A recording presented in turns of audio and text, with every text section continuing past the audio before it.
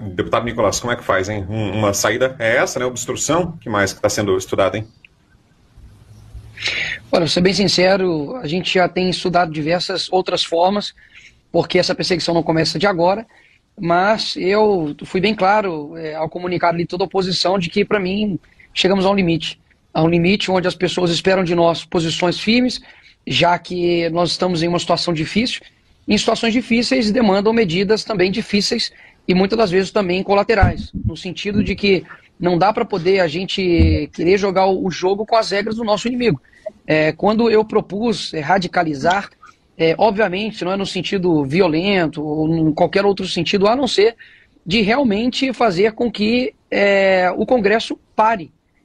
Porque, caso contrário, eles não sentirão absolutamente nada, a não ser a gente dando esse exemplo lá dentro do Congresso. Eu vejo que os responsáveis, por essa tirania que está acontecendo não é somente de uma pessoa, mas é todo um grupo seleto de pessoas que algumas não foram nem eleitas, não tiveram nem os votos do brasileiro, como o ministro Alexandre de Moraes, e a população está sedenta por mudança. Eu confesso que o meu coração não é político, eu estou político, meu coração é de um brasileiro, o meu coração é de alguém que tirou a Dilma depois de diversas manifestações, de alguém que acreditou desde o começo que poderia ser possível fazer uma mudança.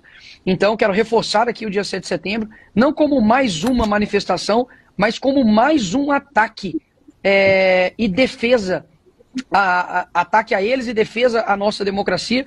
Afinal de contas, uma guerra não é vencida somente numa batalha, numa bala de prata. A gente não está lutando contra um vampiro, nós estamos lutando contra um sistema muito bem estruturado e que demanda coragem.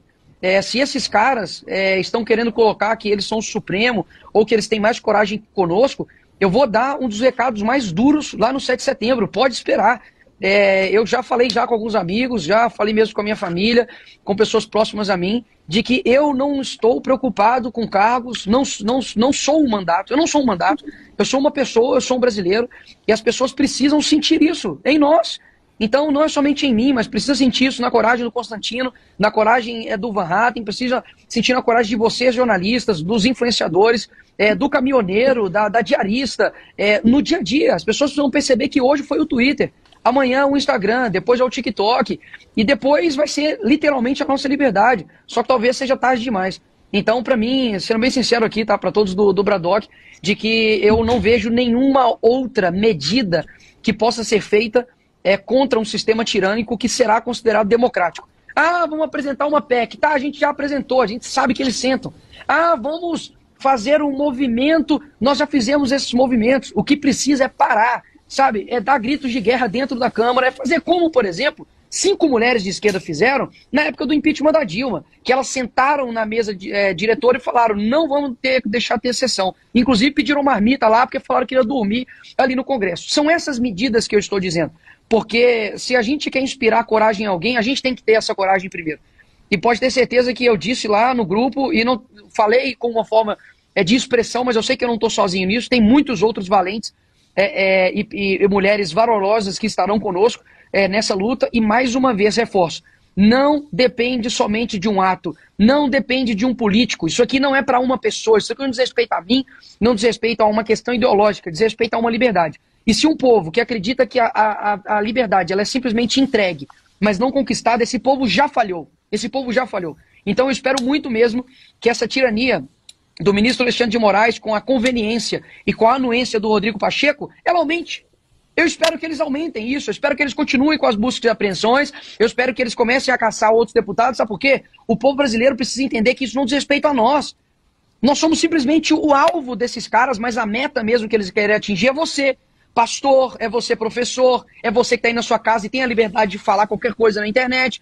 Agora, não tem como vencer uma guerra esperando que a liberdade caia no nosso colo e fale, olha, o nosso inimigo entendeu que ele é um tirânico. Não, nomes precisam ser dados. E eu não tenho dúvidas que a gente precisa ser uma pedra no sapato desses canalhas covardes, sabe, frouxos, porque se escondem atrás de togas, se escondem atrás de gabinetes, mas não têm a liberdade de andar no meio do povo como nós temos, não tem a liberdade.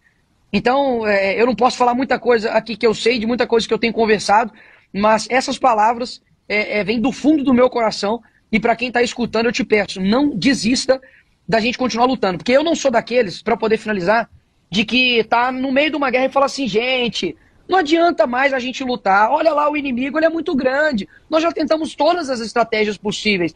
A gente não faz isso no meio de uma guerra. Ah, Nicolas, mas uma faca, um garfo não é uma arma de guerra. Mas na hora, se você precisar pegar um garfo para poder atacar alguém, você vai atacar. Existem coisas agora que precisam ser da mesma maneira. A gente não precisa somente atacar o nosso inimigo, a gente precisa fortalecer o nosso exército. Precisa dizer para você que está assistindo aí o Bradox agora o seguinte, não importa o que outras pessoas digam, o que pessoas desanimadas dizem sobre o que está acontecendo no Brasil, a história vai ser contada e daqui 30 anos, se Pacheco, Alexandre de Moraes continuar nessa toada, eles serão lembrados por covardes, traidores da pátria, pessoas que rasgaram a nossa Constituição. Mas daqui 30 anos, eu creio, que pessoas vão também valorizar o sacrifício que nós fizemos. Olha o Daniel Silveira, está preso agora em Bangu como um criminoso. Felipe G. Martins ficou 1 ano preso. Nós temos diversas pessoas, sabe, inocentes que foram presas no 8 de janeiro e eu tenho contato com elas até hoje. Eu vejo o sofrimento delas, eu sei do choro delas. Eu fico num sentimento de impotência gigantesco. Eu falo assim, caramba, bicho, eu tô aqui jantando, eu tô aqui vendo a minha filha, enquanto tem gente presa por conta de um canalha, igual o ministro Alexandre de Moraes, que está fazendo isso por vingança a Bolsonaro. A vingança a um político e está colocando 17 anos de cadeia, sendo que o maior corrupto dessa nação, que foi o Lula, foi solto, e o maior mentor de todo o escândalo de corrupção, que foi José Dirceu, estava discursando sobre democracia lá no Senado, que é a casa do povo, onde o senhor Rodrigo Pacheco é presidente. Então, assim, o que eu vou fazer com essa indignação? Eu tenho 28 anos, pô, poderia pegar meu visto, ir embora para os Estados Unidos e falar, olha, que se lasque vocês, realmente não tem jeito, mas eu não irei morrer, eu não irei passar minha vida, sabe, me arrependendo por aquilo que eu deixei de fazer. Sabe, eu morro talvez pecando pelo excesso, mas eu não vou pecar por omissão. E eu quero deixar isso aqui bem claro. Eu não falo isso aqui como um jovem inocente ou ingênuo ou com uma esperança vã, não. Eu falo isso aqui do fundo do meu coração. Eu choro por essa nação, eu oro pelo Brasil, eu oro pelas pessoas que estão presas, eu oro pelos meus inimigos, eu oro pelo Alexandre de Moraes, eu oro pelo Rodrigo Pacheco, eu oro pelos nossos deputados, eu não brinco com aquilo que está nas nossas mãos. Mas o povo brasileiro precisa assumir esse propósito de parar querer terceirizar as responsabilidades a outras pessoas. Ah, porque se fulano de tal não for no dia 7, eu não vou. Frouxo que você é. Ah, porque no dia 7 a gente não pode falar sobre o Fora Moraes. Como assim? Como assim que no dia 7 a gente não pode falar sobre tirar o cara que está acabando com o nosso país? Mais uma vez, a gente precisa de homens corajosos. Eu não lembro, confesso, eu não lembro qual foi medidas legislativas que o Winston Churchill fez. Mas eu lembro dos discursos dele. Eu não lembro quais foram as medidas jurídicas que Martin Luther King fez para poder acabar com a apartheid. Mas eu lembro dos discursos que ele fez. Então não vamos subestimar a nossa voz, a nossa capacidade de comunicação e a nossa condição de mudar esse país. Eu não acredito que as coisas acabaram. A brasa mais quente que existe, um dia ela ainda vai se esfriar. Pode ter certeza disso.